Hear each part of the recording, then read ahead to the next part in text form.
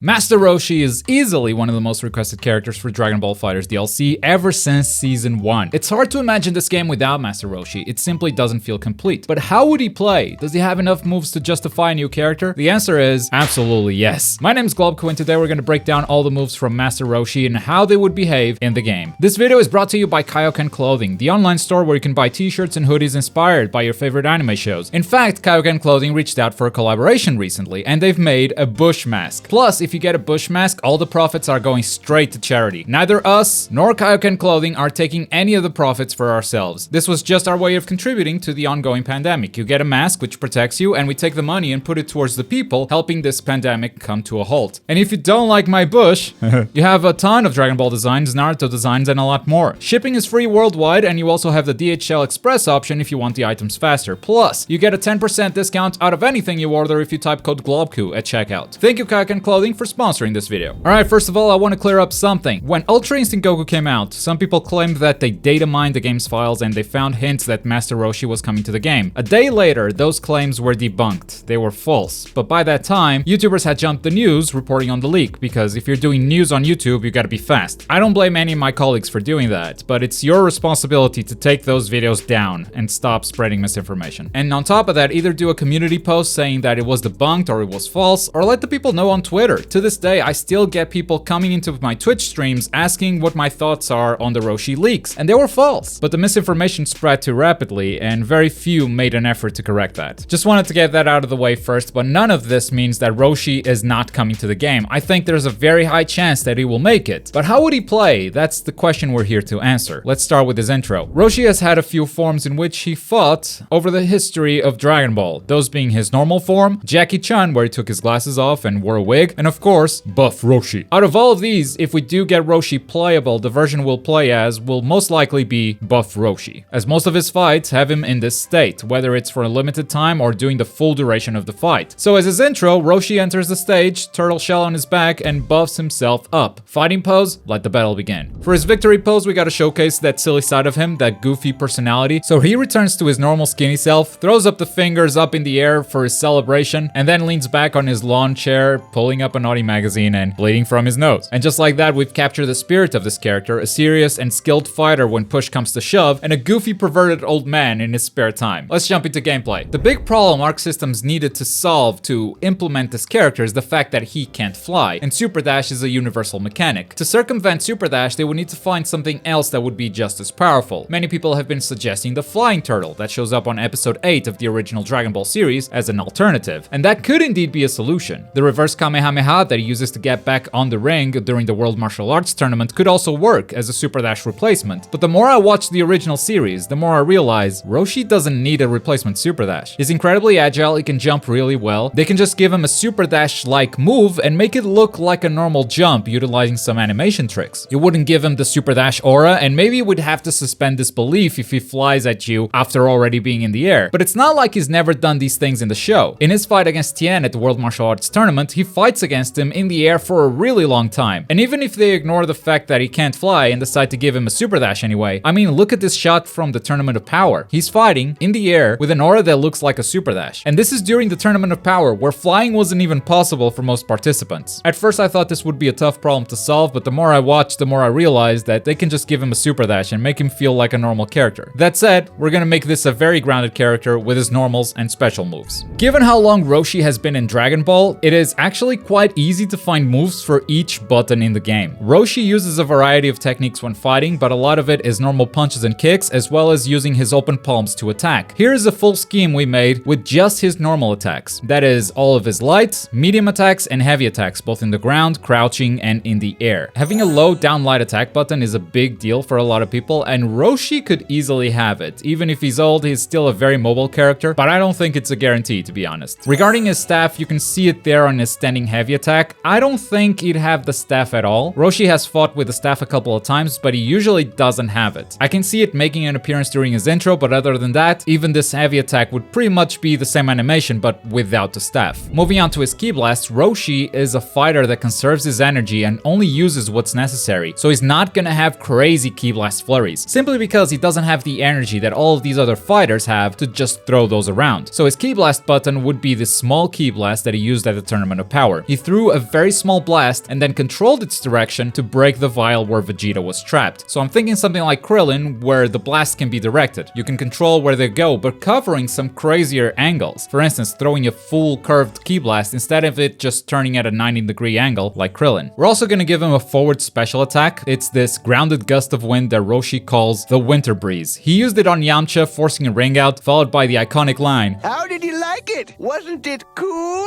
Dad jokes are the best jokes. He could only do this while grounded. This gust of air would have low priority, so you could super dash through it, but I bet it would come in handy when making optimal combos, and that's one of the things that's gonna keep Roshi on the ground while doing combos. Moving on to his special attacks, we're keeping it simple, but giving him a lot of tools at the same time. Only 3 special attacks, but almost all of them have some unique properties. And also, he can only do these specials while on the ground. Not only does it make sense because of the moves themselves, but also it's Roshi. And even if we're giving him a super dash-like move, we want him on the ground for most of the time. First of all, of course, we're giving him a beam. This dude needs to have the Kamehameha as a special attack. Just a beam, travels horizontally, like many others we've seen in the game so far, and you know that having this as his assist already makes him a viable character for a lot of teams. Roshi isn't much of a zoner, and I think you can tell that by his ki blasts, but at least he would have something to deal with long-range players. Next up, this is my favorite move for Roshi, the Afterimage Lariat. During the World Tournament, Roshi often runs towards his opponent and creates after images of himself. This would be the quarter circle forward attack command, with a light, medium, and a heavy attack version doing different things. And just like Krillin, if you hold down the attack button, Roshi will fake the attack and just throw an after image. But unlike Krillin, this wouldn't be an overhead attack, it wouldn't really be used as a mix-up tool, it would be more of a neutral tool, allowing Roshi to get in, and the opponent never knows if they should try to punish or not, because they don't know if Roshi is actually running at you or just an after image. If this move connects, it could go anywhere from a simple hit with the light attack version, or a bunch of after images ganging up on you with a heavy attack version, just like Roshi did with Tien. And our last special move is done with quarter circle back and an attack button. This is an unblockable attack. The light attack version is simple. Roshi touches you on your forehead with his fingers, paralyzing you, and then doing a follow-up attack. Reminds me a bit of Goku Blue's command grab. But then the medium and heavy attack versions would be the sleep hypnosis. When Roshi first used this on Goku at the martial arts tournament, I thought it was gimmicky and I wasn't actually gonna include it in this video, but this man really tried that again at the Tournament of Power, so it has to be in the game. Roshi puts the opponent to sleep and gets a free combo if he succeeds, though this version is a bit slower than the light attack version. Moving on to his super attacks, I'm giving Roshi a few options actually, with 4 supers in total, and needless to say, Roshi can only do them on the ground. He's a grounded character. Okay, let's start with the obvious, the max power Kamehameha, the original Kamehameha from Master Roshi himself. It's a beam, it's pretty standard, and it would be his only standard level 1 super, which would also be his option coming off the bench. If you're following up a super with Master Roshi, he throws a Kamehameha. Next up, another level 1, the Lightning Flash Surprise Attack. This would be the super you would use if you're gonna follow up with other supers. It would deal less damage than the max power Kamehameha, but it would buff every super that came after it. This technique is kind of a setup. It immobilizes the enemy, trapping them in lightning. And while Master Roshi himself can't really apply significant damage while they're trapped, an ally can take advantage of that. So follow-up supers would deal even more damage than if you did a simple Kamehameha. Next up, the one-handed Kamehameha, because one of the things that defines Roshi in battle is his perseverance. Despite his old age, he will fight until the last remaining hint of energy. So after he gets knocked down, he can wake up with his reversal super. It would be similar to Frieza's, but spending only 1 bar. And finally, we arrived at our level 3. You all know what's coming, the Mafuba, the technique that was originally used to seal Demon King Piccolo, and that Roshi also took to the Tournament of Power. The super itself would work in a pretty normal way. You input the command, and if it hits, it deals damage. It's not a one-hit kill or anything gimmicky like that, but it could have a unique animation if it actually kills the opponent, similar to how Android 21 eats the opponent and then spits them out or keeps them in, depending on whether they die or not. If it actually finishes off someone, they are sealed into that little bottle and they don't come back out. If it doesn't, the enemy resisted being sealed, or Roshi missed the bottle and your opponent falls to the ground, hard knockdown, just like all other level 3s. And that would pretty much be Master Roshi in Dragon Ball FighterZ. Very simple character with only 3 special attacks and mostly grounded, but you look at his toolset and he's got after images and a beam for winning neutral and an unblockable attack for mix-up. You give him decent frame data and damage and it doesn't need more than that to be a top tier. The important thing is to capture the character's personality and fighting style, and I think this toolset would accomplish that perfectly. Don't forget to visit Kaioken Clothing, link down below, snag one of those bush masks while they're available, and while you're down there, let me know which character you'd like me to tackle next. Who would you like to see in Dragon Ball FighterZ as a DLC character? Let me know in the comments, and as always, thank you very much for for watching. My name is Globku, and I'll see you next time. Bye!